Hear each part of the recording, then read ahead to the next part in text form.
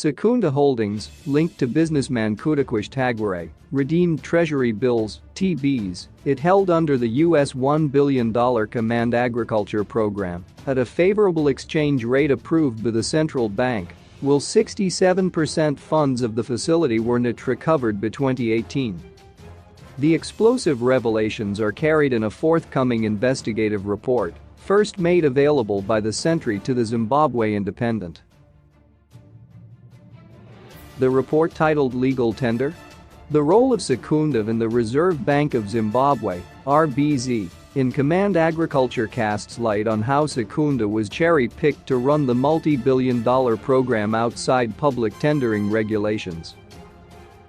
The report questions the selection process of over 30 input suppliers by the entity and how it redeemed TBs running into millions of United States (US) dollars with approval from the RBZ at a preferential exchange rate allegedly in violation of the country's laws. The Sentry is an investigative and policy organization that seeks to disable multinational predatory networks that benefit from violent conflict, repression, and kleptocracy. The opaqueness surrounding Command Agriculture has been a subject of intense scrutiny by the Parliamentary Public Accounts Committee, PAC, and Auditor General Mildred Shirey, who pointed out in her 2018 report that the program was replete with gross irregularities. As pointed out in the Sentry report, Secunda was issued with TBs amounting to US $1 billion outside United States dollars, cash payments received during the period that the company rolled out Command Agriculture between 2016 and 2019. In 2019, the time Secunda converted some of its TBs at a favorable exchange rate, Zimbabwe had introduced statutory instrument, SI 33, which pegged the exchange rate at US $1 RTGS $1. However, while other United States dollars-denominated accounts were converted to the equivalent value of local currency, Secunda and Landella Investments, as revealed by the report, cashed in on the TBs at a favorable rate approved by RBZ, thereby making extra cash in the process. In one such transaction involving US $336 million Treasury bill, TB, the report highlights Secunda transferred part of it to Landella, which proceeded to buy state-owned gold mines and a 50% stake held by the government in platinum mining concern Great Dyke Investments, GDI. The report reads, part of the US $366 million Treasury bill that Secunda received in January 2019 was transferred to another company, Landella Investments. The Treasury bill was converted into local currency at a favorable rate by the RBZ, giving Landella the equivalent of US $50 million that was then used to purchase gold and platinum mines owned by the government and military. According to Secunda, the January 2019 US $366 million Treasury bill, ZTB 365 20,190,109B, was split. US $256 million went to a specific bank and US $100 million relating to the same instrument went to a different bank. However, Secunda, in its responses to the Sentry seen by the Independent, denies any wrongdoing relating to receiving preferential treatment from RBZ and contributing to the local currency losing value. Secunda also denied any association with Landella Investments. As we have stated, Secunda and Landella, called by whatever name, are not related, and we, therefore, refrain from commenting on matters to which we are not privy, Secunda Holdings Company Secretary Maurice McConey said. Secunda told the Sentry that although an open tendering method was not used by the government in 2016, it was appointed as part of a competitive process, having put forward the most attractive proposal. The company noted that it was appointed in terms of a cabinet authority, which according to the company, is the overriding instrument in terms of the country's public procurement protocols. In June 2019, Landella Investments asked its bank, to transfer a US $60 million portion of the same Treasury bill, ZTB 365 20,190,109B, to the RBZ, and turn requesting that the RBZ pay local Zimbabwean dollars for the purchase of mining companies, buses and fertilizer.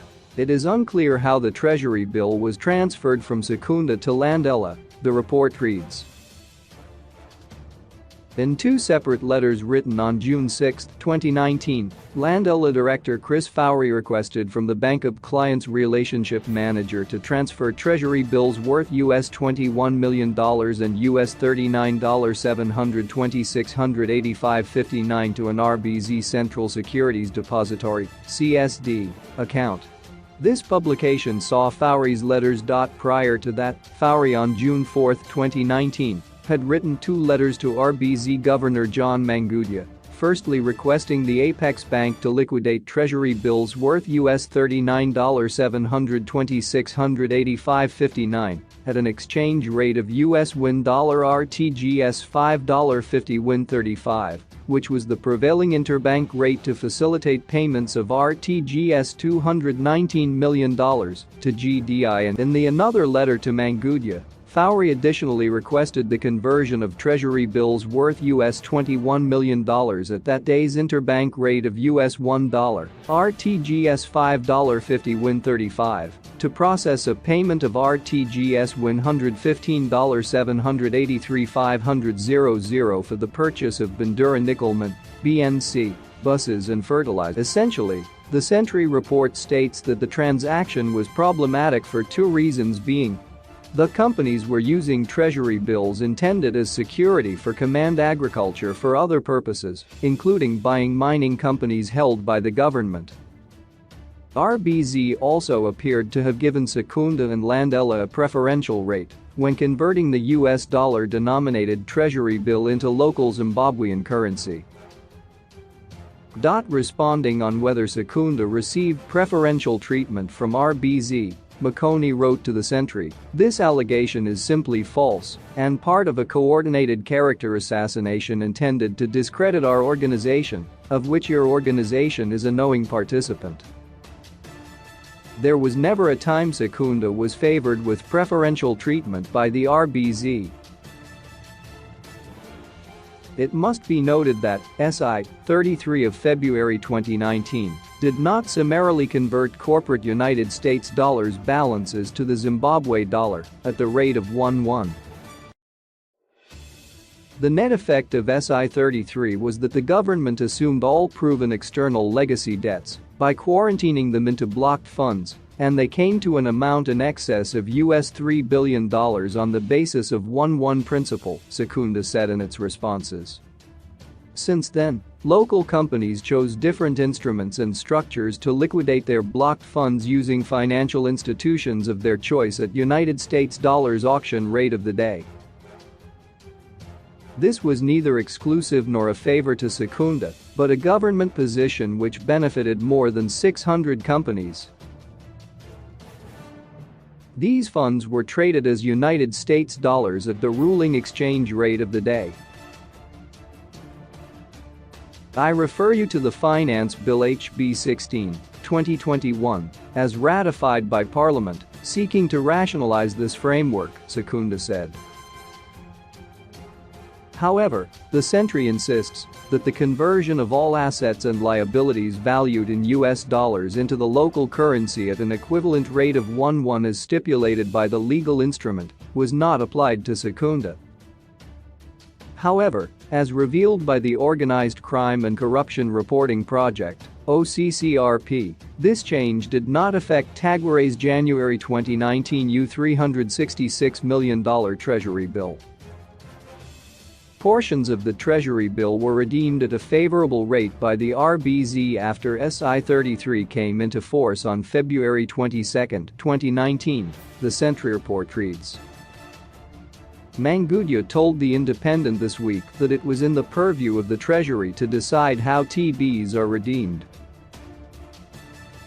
Treasury bills are the prerogative of the government through the Ministry of Finance, who are the issuers. The Reserve Bank does not therefore issue treasury bills and bonds, but provides custody of government securities through the Central Securities Depository (CSD) as the banker of the state, Mangudya. The response to your inquiry is that the said treasury bill was handled in line with terms of the reference treasury bill. A top treasury source said the RBZ's role in the conversion of TBs is that of an agent of government through the Ministry of Finance. The soon-to-be-published report highlights that Command Agriculture was highly politicized while it became a feeding trough for the elite and politically connected. The Sentry estimates that at least 67% of Command Agriculture expenditure was not recovered. Many farmers did not repay their loans. The IMF estimated that 35% defaulted, while the World Bank and the government of Zimbabwe estimated that, in 2018, two-thirds of Command Agriculture expenditure was not recovered, the report reads. In the report, the Centre preferred a range of recommendations to authorities, including financial institutions, to conduct enhanced customer due diligence on transactions involving natural resources in Zimbabwe, especially when transactions involve the Tagwireyi network. Justina Gadzowska, director of illicit finance policy at the Centre, told The Independent. The central bank's granting of a seemingly favorable exchange rate to an oil tycoon to pay a Zimbabwean military company for Zimbabwean Russian platinum mine doesn't pass the smell test. It's time for the Zimbabwe Anti-Corruption Commission and police to investigate properly. In addition, Oliver Windridge, senior advisor at the Centre, said the US $1 billion Command Agriculture program was the product of a behind-closed-doors culture. Part of the solution is to embrace open contracting, making all contracts and payments public. Like this, like this, like this, like this, like this.